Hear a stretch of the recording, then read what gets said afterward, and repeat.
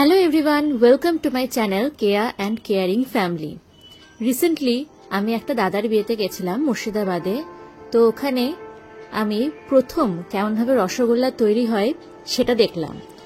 তো তোমাদের সাথেও শেয়ার করছি সেই ভিডিওটা, কিভাবে রসগোল্লা তৈরি হয় ফুল প্রসেস। এখানে 70 কেজি ছানা ছিল। তো প্রথমে ছানাতে যে এক্সেস জলটা থাকে সেই জলটা ছেঁকে নেওয়ার জন্য সুতির কাপড়ে এভাবে ছানাগুলোকে ঝুলিয়ে দেওয়া হলো, যাতে চাপ পড়ে সেই জলটা পুরোটা ভালোভাবে বেরিয়ে যেতে পারে।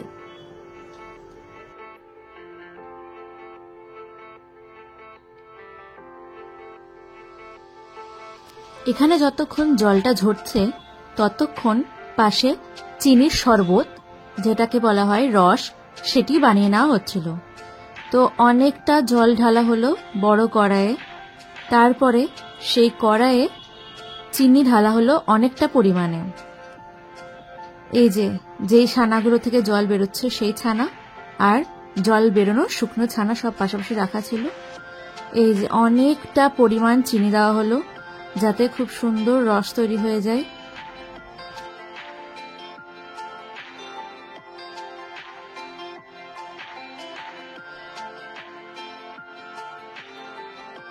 কিছুক্ষণ পর যখন ছানাগুলো থেকে জল বেরিয়ে গেল তখন ছানা ঢেলে নেওয়া হলো একটি গামলাতে। এরপরে এই ছানাটিকে নিয়ে প্রসেসিং শুরু হবে। ততক্ষণে অন্য ছানাগুলো থেকেও রসগোল্লা তৈরির কাজ শুরু হয়ে গিয়েছিল। তো যাই হোক, প্রথমে ছানাকে ভালোভাবে দোল্লে দোল্লে মেখে নেওয়া হলো।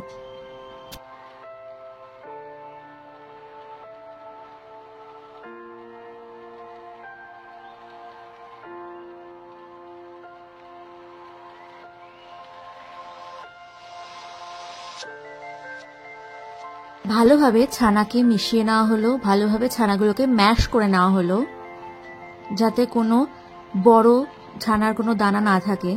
এই প্রসেসটি খুব ভালোভাবে করতে হয় এবং অনেকটা সময় ধরেও চলে।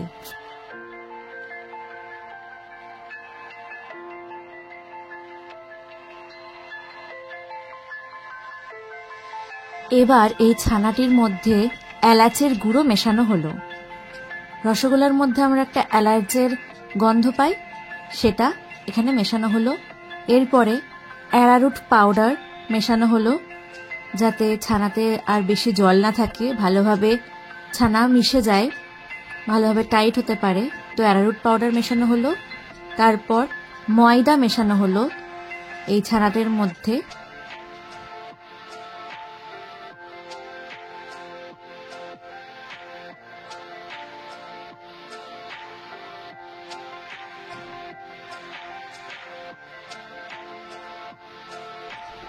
আমুল গুঁড়ো দুধ বা যে কোনো গুঁড়ো দুধই মেশানো হয়।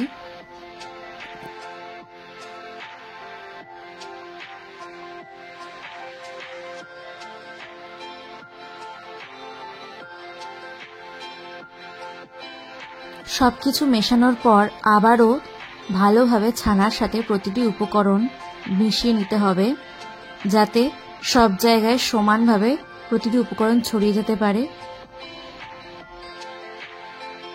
এই প্রসেসটি করার পর এই ছানার পুরো মিশ্রণটি এতটাই নরম তুলতুলে হয়ে যায়, পুরো ক্রিম টেক্সচার চলে আসে।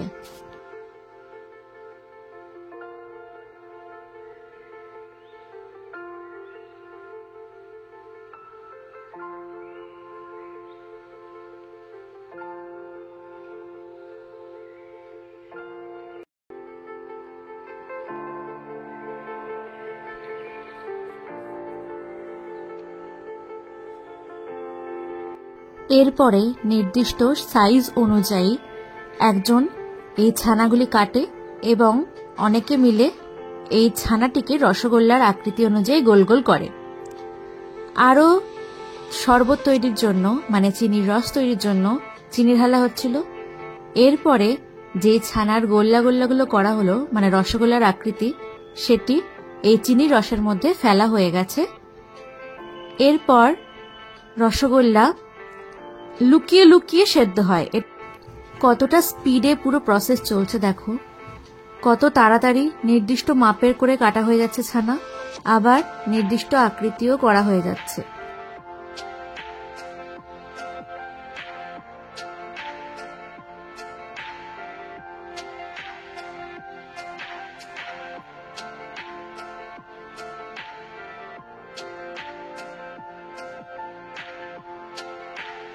রসে যদি আরো চিনির দরকার হয় তাহলে আরো চিনি দেওয়া হয় মাঝে মাঝেই।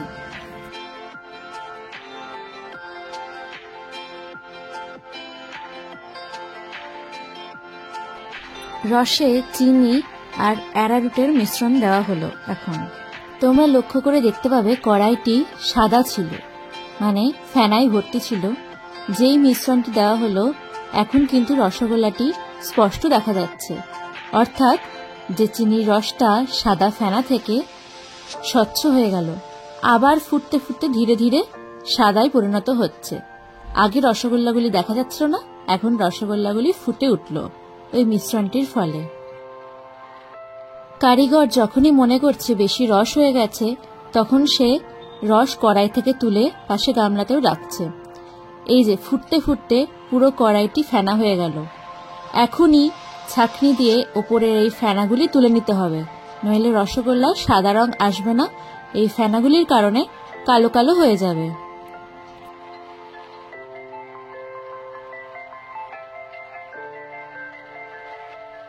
এখন রসগোল্লা তৈরির পদ্ধতি মাঝপথে চলে এসছে। রসগোল্লা হাইড অ্যান্ড সিক খেলতে খেলতে লুকিয়ে লুকিয়ে সেদ্ধ হচ্ছে।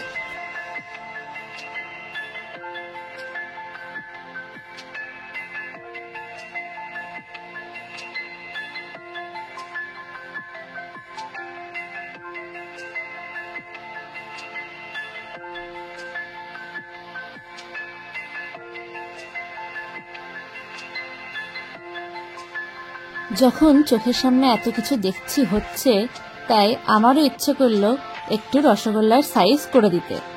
তাই ওই নরম তুলতুলে ছানা নিয়ে শুরু করলাম দুটো রসগোল্লার সাইজ বানানো। আমি এরকম 3টে গোল গোল করেছি।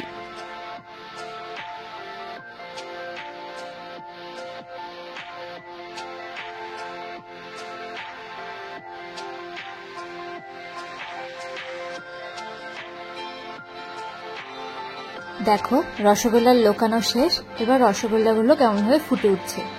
এর থেকেই কারিগররা বুঝতে পারে যে রসগোল্লা এবার সেদ্ধ হতে লেগেছে। আবারও পুরোটা ফেনা হয়ে যাবে, আবারও রসগোল্লা পুরোটা ভেসে উঠবে। এরকম ভাবেই চলতে থাকে, তার মধ্যে কারিগররা নাড়াতে থাকে।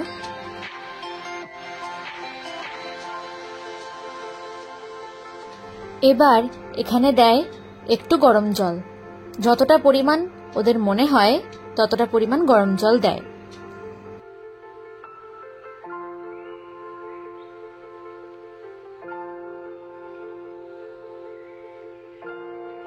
এর মাঝে চলতে থাকে চেক করার পালা, কতটা সেদ্ধ হলো, আর কতক্ষণ বাকি, আর কি কি লাগবে সেই অনুযায়ী আরো গরম জল দেওয়া।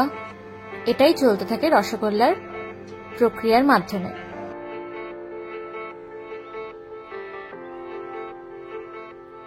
ব্যাস, এই যে ফুটে উঠলো। এবার রসগোল্লাটাকে ছাঁকনির মাধ্যমে ছেঁকে নিয়ে মিষ্টির সরে, যেটা সর বানানো ছিল আগে থেকেই, তার মধ্যে ডুবিয়ে দেবে। একবারে মোটামুটি 200টা রসগোল্লা তো তৈরি হয়। তো যদি আমার ভিডিওটি ভালো লেগে থাকে তাহলে অবশ্যই একটি লাইক করে দিও, সবার সাথে শেয়ার করো, আর সাবস্ক্রাইব না করা থাকলে সাবস্ক্রাইব করে দিও। দেখো পুরো প্রক্রিয়াটা আমি ভালোভাবে দেখালাম, তো আমার পাশে থেকে সাবস্ক্রাইব করে। Thank you for watching my video. এখনো চলছে প্রক্রিয়া। কারিগররা সারা রাত ধরে গুড়ের রসগোল্লা এবং এরকম মিষ্টি রসগোল্লা বানিয়েছে, বোঁদে বানিয়েছে। সারা রাত ধরে ওদের কাজ চলতে থেকেছে। কত রসগোল্লা তৈরি হচ্ছে, একবারে তো 200টা হলোই, এরপরেও কাজ চলছে রসগোল্লার সাইজ বানানোর, সেটাকে আবার দেবে। এইভাবে চলতে থাকলো সারা রাতের কাজ। Thank you for watching my video. By.